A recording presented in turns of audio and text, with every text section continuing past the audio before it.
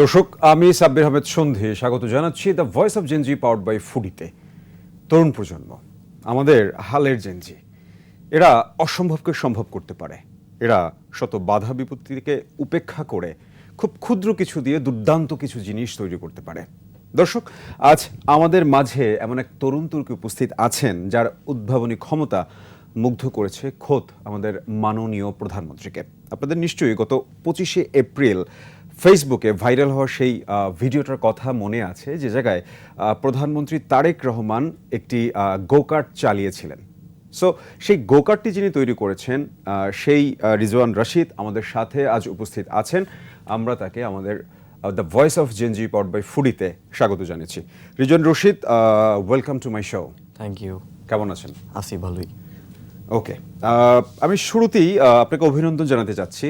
So প্রধানমন্ত্রী যখন আপনার গো কার্টটা চালালো তখন আপনার কেমন লেগেছিল? একটা দেশের প্রাইম মিনিস্টার যখন আমার বানানো একটা ক্রিয়েশন চালাবে, এটা মনে করেন অনুভূতিটা কোনো বাংলা ওয়ার্ড বা ইংলিশ ওয়ার্ড দিয়ে বোঝানো সম্ভব না। ওয়ার্ড থাকলেও সেটা আমার জানা নেই, এরকম কোনো ডিকশনারি কি আছে কিনা সেটাও বলতে পারবো না, কারণ এরকম অনুভূতি কখনো কথায় বলে বোঝানো যাবে না। ওকে, সো একদম যদি স্ক্র্যাচ থেকে আমি জানতে চাই আপনার কাছে যে এই আইডিয়াটা কিভাবে আসলো to build a go cart? এই আইডিয়াটা আসছিল আমার পরীক্ষার আগে। আমার কাছে কিছু সেভিংস ছিল, সেই সেভিংস দিয়ে আমার একটা গাড়ি বানানো, মানে গাড়ি কেনার কথা, স্টারলেট জিটি 2 ডোর। তো এটা ইন দ্য প্রসেসে আমি পরীক্ষা শুরু হয়ে দেখলাম যে মানুষজন গোকার্ট চালাইতেছে, বাংলাদেশে গোকার্ট চলতেছে। একদিন চালাইতে গেলাম, চালানোর পর মনে হলো এটা তো বানানো যায়, সো একটা ট্রায়াল দিয়ে দেখি। সো গাড়িটা না কিনে আমি একটা বাইক কিনছি। এখন বাইক কেনার পর আর ভালো লাগতেছে না, রাস্তায় গরম জ্যাম, এখন একটা গাড়ি বানানো লাগে, 4 হুইলার দরকার। সো 4 হুইলারও বানাইতে গেছিলাম, প্রপার গাড়ি, এসিটিসি, মানে প্রপার একটা গাড়ি বানাইতে গেছিলাম। ওইটায় প্রায় 4 লাখ টাকার মতো কস্টিং আসতো, আমার ওটা পোষাইতেছিল না। পরে আমি গোকার্ট চালানোর পর মনে হলো যে এটা বানানো পসিবল, সো গোকার্ট বানানো ইজিয়ার অ্যান্ড চিপার, এই জন্য আমি গোকার্টের দিকে গেলাম। So you build this with your own vision and design. হ্যাঁ। So what was the process? How did you maintain all those things? জিনিসগুলো ইউটিউব দেখে বানানো, মেইনলি ইউটিউবে পাওয়া যায়, গুগলে পাওয়া যায়। আমি জাস্ট 10-12টা ভিডিও একসাথে মিলে কম্বাইন করে ফ্রেমটা আমি আমার মতো খাতা কলমে ডিজাইন করছি। তারপরে আমার যে ফার্স্ট প্রোটোটাইপ সেটা আমার ফেল হয়েছে, কারণ ওইটা কেউ করতে চাচ্ছিল না। যারা করছে তারা খুবই উইক বানাইছে। টেকনিক্যাল সাপোর্টটা কি রকমের ছিল? টেকনিক্যাল সাপোর্ট যারা দোকানদার, বাংলাদেশে যে গ্রিলের দোকানগুলো, এগুলা মনে করেন শুধু গ্রিল বানাইতেই অভ্যস্ত, এদেরকে যদি নতুন কিছু করতে দেওয়া হয় সেটা করতে চাচ্ছে না। সো খুব কষ্ট হয়েছে এরকম একটা লোক খুঁজে বের করা যে আমার ডিজাইনটা কনভিন্স করা।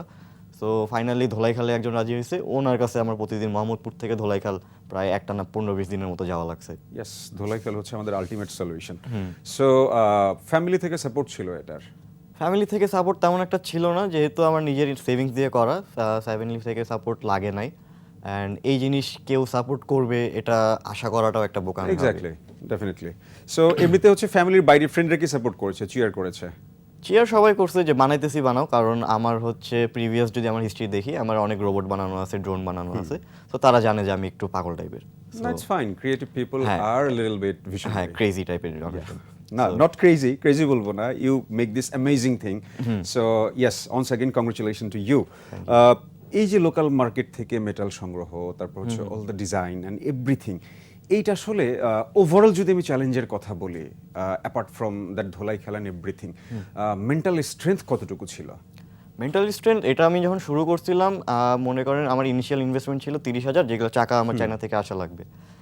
আমি ধরে নিয়েছি এই চাকা আর আসতেছে না, আমার সাথে একটা স্ক্যাম হইতে পারে অ্যান্ড এই গোকার্ট পুরাটুক ফেল হইতে পারে।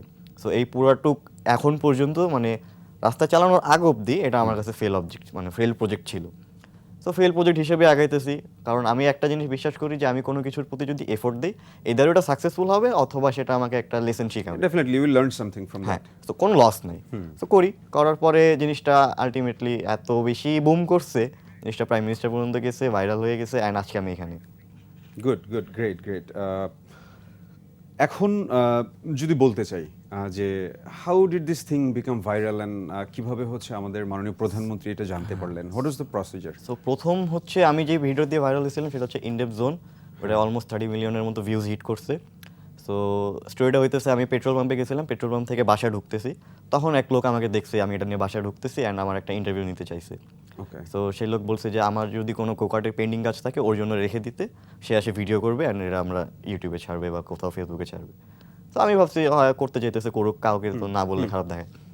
করলো, করার পর জিনিসটা রাতারাতি এত বেশি ম্যাসিভলি ভাইরাল হয়ে গেছে, প্রায় 1 মাসের মতো আমি শুধু ইন্টারভিউ দিয়ে গেছি, প্রত্যেক দিন 3টা 2টা করে ইন্টারভিউ চলতেছে।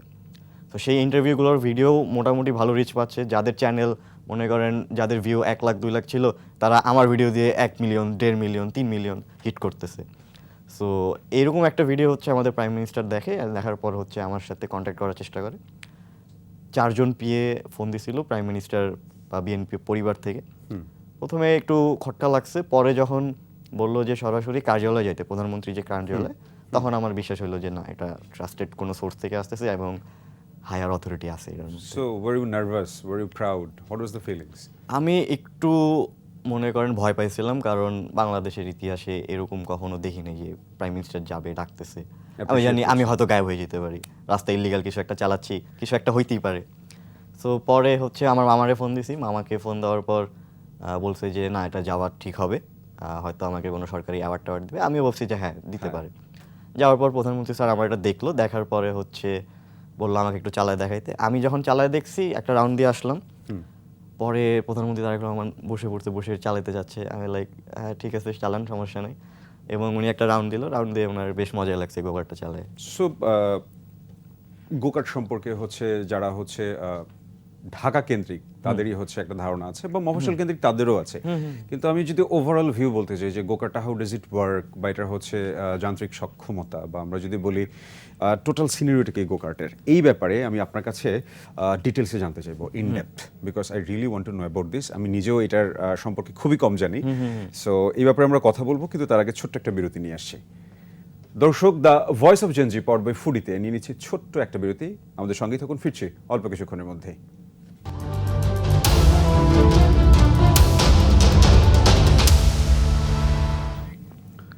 দর্শক, the voice of Gen Z powered by ফুডিতে স্বাগত আরও একবার। আমরা চলে যাচ্ছি আমাদের আলোচনায়। বিরতিতে যাওয়ার আগে যেমনটা কথা হচ্ছিল যে গোকার্টের আসলে বাণিজ্যিক সম্ভাবনা কতটুকু, বা how does this go-kart work if you want to do this in commercial way. তো বাংলাদেশে কমার্শিয়ালি করতে হইলে বাংলাদেশে একটা ট্র্যাক লাগবে, গুলশানের ফ্যান্টাসি কিংডমে যেগুলো আছে। তো গোকার্ট মেইনলি হইতেছে মনে করেন আপনি রেস করতে যাবেন, তার আগে একটা ইনিশিয়ালি আপনার ট্রেনিং দরকার, আপনাকে গোকার্ট দিয়ে ট্রেনিং দেওয়া হবে। তো এটা হইতেছে গোকার্টের মেইন হচ্ছে থিওরি বা অবজেক্টিভ। সো বাংলাদেশে যেহেতু ট্র্যাক নাই, সেহেতু এই কালচারটা বাংলাদেশের তেমন একটা নাই। বাট অ্যাজ এ ট্রায়াল দেওয়ার জন্য বাংলাদেশে ফ্যান্টাসি কিংডম আছে, অ্যান্ড এই যে আপনার 100 ফিটের মাদানি এভিনিউতে আছে।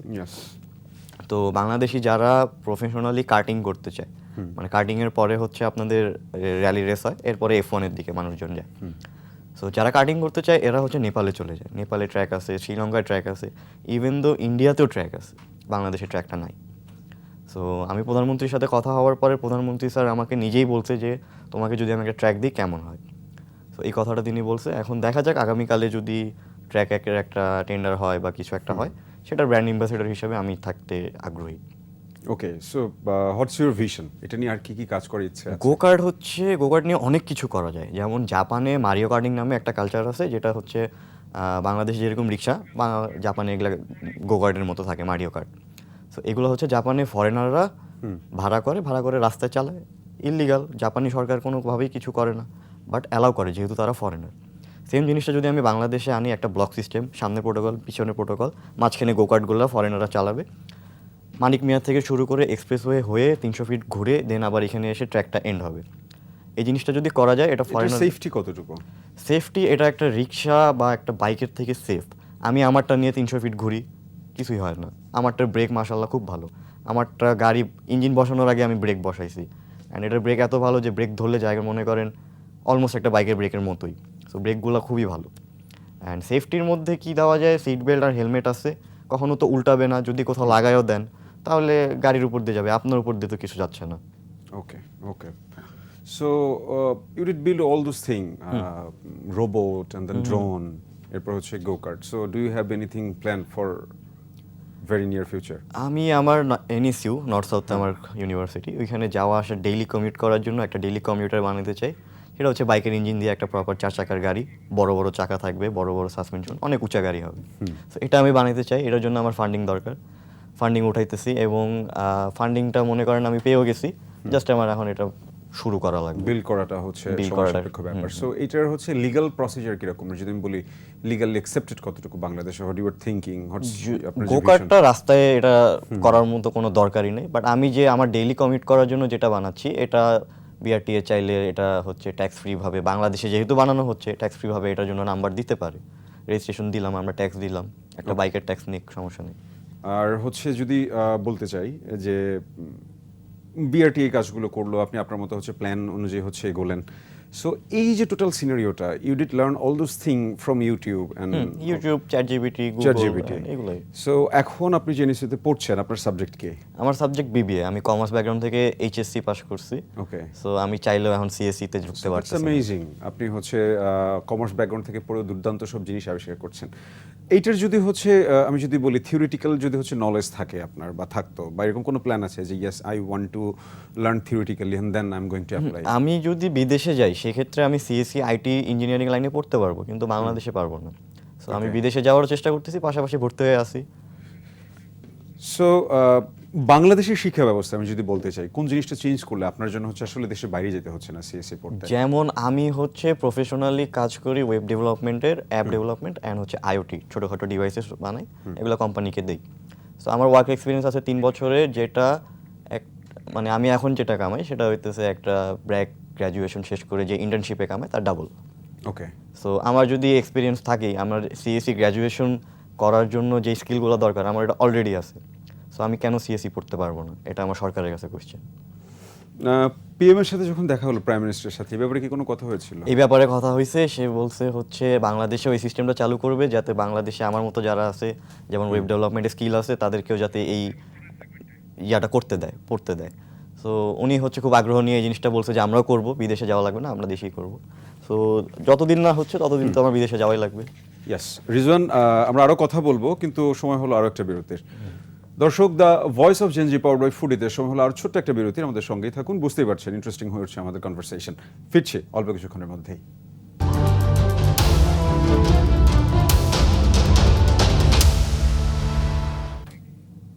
দর্শক, the voice of Gen Z powered by ফুডিতে স্বাগত আরও একবার। চলে যাচ্ছে আমাদের কনভারসেশনে। বিরতিতে যাওয়ার আগে আমাদের কথা হচ্ছিল বাংলাদেশের এডুকেশন সিস্টেম নিয়ে। সো এটা নিয়ে যদি ইনডেপথ কিছু জানতে চাই আপনার কাছে, যে আপনি যে আইডিয়াগুলো দিলেন এগুলো আসলে এক্সিকিউট কিভাবে করা যায়, বা এটা আসলে কতটুকু বাস্তবসম্মত হতে পারে আমাদের প্রেক্ষাপটে দাঁড়িয়ে? এগুলা যদি এক্সিকিউট করতে চায়, এগুলো এক্সিকিউট করা কঠিন কিছু না। প্রধানমন্ত্রী স্যার যদি চায় যে জাস্ট একটা অর্ডার দিবে, সব কিছু এমনি হয়ে যাবে। যেরকম কয়দিন আগে যেরকম যখন নতুন নতুন পাওয়ার পাইলো, তখন হইতেছে একটা ছেলে হারায় গেছিল সম্ভবত, খুব একটা মনে নেই, একদিনের মধ্যে খুঁজে পেয়েছে। তারা কিন্তু 2-3 দিন ধরে খুঁজছে, বাট একদিনের মধ্যে পরে কিভাবে খুঁজে পেলো? একটা অর্ডার হইলেই সব কিছু পসিবল। সেটার এক্সিকিউশন কী রকমের হবে, বা সেক্ষেত্রে আমি কেন জিজ্ঞাসা করছি, আমার হচ্ছে লাস্ট 2 এপিসোড বিফোর, আরও 3টে এপিসোড আগে নোয়াখালী থেকে একজন এসেছিলেন আমাদের এই জায়গায়। সে রোবট বানিয়েছিলেন, কিন্তু সায়েন্সের স্টুডেন্ট ছিল না, তার সিজিপি কম ছিল বিদেশে সায়েন্সে পড়তে পারেনি, but he build a robot. তো ইয়েস, মানে এরকমের যদি ব্যবস্থা থাকে, এরকম যদি সিস্টেম থাকতো আমাদের, তাহলে অবশ্যই আমার মনে হয় যে হচ্ছে দুর্দান্ত সব জিনিস পেতাম, বা আপনার কাছ থেকে হয়তো আরও অনেক সুন্দর সুন্দর হচ্ছে আইডিয়া ব্রেক থ্রু করতো, রাইট? যেমন আমাদেরকে যদি ডিপ্লোম্যাটিক জিনিস শেখানো হয় তাহলে কিন্তু জিনিসটা অন্যভাবে হয়ে যায়। যেমন আমাদের কেমিস্ট্রি কিন্তু দরকার নেই, আমি রোবট বানাই, আমার রোবোটিক্সে কোনো কেমিস্ট্রির দরকার নেই। সো আমি কেন কেমিস্ট্রি পড়তেছি? একটা বেসিক নলেজ দরকার আছে, আমি বুঝি, বাট অ্যাট দ্য এন্ডে যায় যখন হচ্ছে আমার যে জিনিসটা দরকার নেই। যেমন জাপানে আপনি ছোটোবেলা থেকে আপনি যেই সেক্টরে যাবেন আপনাকে শুধু ওইটাই পড়ানো হবে। আপনি এটা কিন্তু বাস্তবায়ন, মানে বাস্তব করা হচ্ছে। তো যেহেতু আমি ওইটাই পড়তেছি, তাহলে আমি ওইটার মধ্যে স্কিল হইতে পারতেছি। অ্যান্ড চায়নার মধ্যে এটা অনেক কথা প্রচলিত যে আপনি প্রত্যেকটা দ্বিতীয় মানুষের কাছে কথা বলবেন, তার কাছে একটা বিজনেস আইডিয়া আছে। কিভাবে? কারণ তারা কালচারটা এরকম, তাদের বিজনেস করে বড় হইতে হবে, বিজনেস করাই লাগবে। সো যেমন আমাকে ধরেন, আমার হচ্ছে লাইন ওয়েবসাইট, আমাকে যদি শুধু ওয়েবসাইটই শেখানো হয়, আমি আজীবন ওয়েবসাইটের মধ্যে এত দক্ষ হইতে পারবো, তখন আমি মনে করেন গুগল বা অ্যামাজনের কাছাকাছি চলে যেতে পারবো। সো এখন আমার এই ওয়েবসাইটের পাশাপাশি এত কিছু শেখা লাগতেছে যেগুলোর মধ্যে আমার কোনো ইন্টারেস্ট নাই, তারপর আমার এগুলো শেখা লাগে। এক্স্যাক্টলি, প্যাশনটাকে প্রফেশন হিসেবে নিয়ে যদি সিস্টেম হচ্ছে আমাদের So- থাকতো তাহলে ডেফিনেটলি। যেমন বুয়েটে যদি আমাকে এখন কেমিস্ট্রি বাদে শুধুমাত্র অটোমোবাইলে থাকতে বলে, আমি আজীবন অটোমোবাইল পরে পার করতে পারবো, আমার কোনো গায়ে লাগবে না, কোনো কিছু হবে না, আমি খুশিতে পড়তে সো পারবো। You love this. I love engines. আচ্ছা, পিএম এর হচ্ছে ইন্টারভিউ, পিএম এর সাথে মিট হলো, আপনার কথা হলো, সো এরপরে হচ্ছে হাউ ওয়াজ দ্য হাইপ? প্রথমে একটা হাইপে ছিলাম, পিএমের সাথে দেখা হওয়ার পর একটা সেকেন্ড হাইপ পাইছি। সো দুইটাই আমি আমার কোনো লাইফে কোনো কাজে লাগাতে পারিনি। আমাকে দিয়ে যারা ইন্টারভিউ করছে ওরা মনে করে অনেক টাকা কামাই ফেলছে, ওটা আমার নিজস্ব কোনো চ্যানেল ট্যানেল কিছু নাই। So if you talking about money, এই যে আপনি হচ্ছে নিজে নিজে, ফ্যামিলি থেকে কি সাপোর্ট ছিল? ফ্যামিলি থেকে সাপোর্ট বলতে আমার বেসিক নিডস তো আমার ফ্যামিলি দিচ্ছে, আর শখের যে জিনিসগুলো সেগুলো আমি আমার নিজেরটা দিয়ে ট্রাই করি। আপনি এমনিতে কি কি করেন, মানে স্টাডির আমি পাশাপাশি বা কিভাবে ওয়েবসাইট এটা বানাই, হচ্ছে? ওয়েবসাইট বানাই, এটা আমার মেইন প্রফেশন। আমি Earning আর্নিং source. সোর্স হচ্ছে আমার ওয়েবসাইট বানানো। ওকে, সো একটা স্টুডেন্ট যদি চায় তাহলে হচ্ছে স্টাডির পাশাপাশি এই কাজগুলো করতে পারে, নাকি হচ্ছে এই কাজের পাশাপাশি হচ্ছে স্টাডি করেন, হুইচ ওয়ান? আমি হচ্ছে কাজের পাশাপাশি স্টাডি করি, বাট যেহেতু আমি করোনার সময় পাইছিলাম, আমার অনেক প্রেশার কম ছিল, আমি মনে করেন দিনে 4 ঘন্টা করে ওয়েবসাইট ডেভেলপমেন্ট শিখছি। সো ওই রকম যদি সিচুয়েশন আরেকবার পাই তখন আমি মনে করেন অন্য কিছু শিখবো।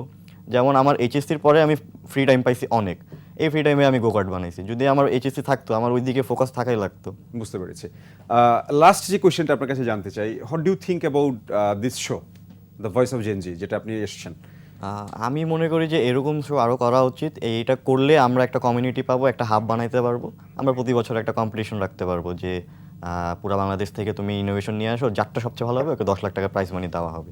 এটা যদি সরকারিভাবে করা হয় তাহলে তো ভালোই হয়। Definitely, you're very specific about money. I do like this one. I do like. Money is the motivation. Yeah, definitely. Whatever we're doing, অবশ্যই টাকাটা factor. So you become an idol, right?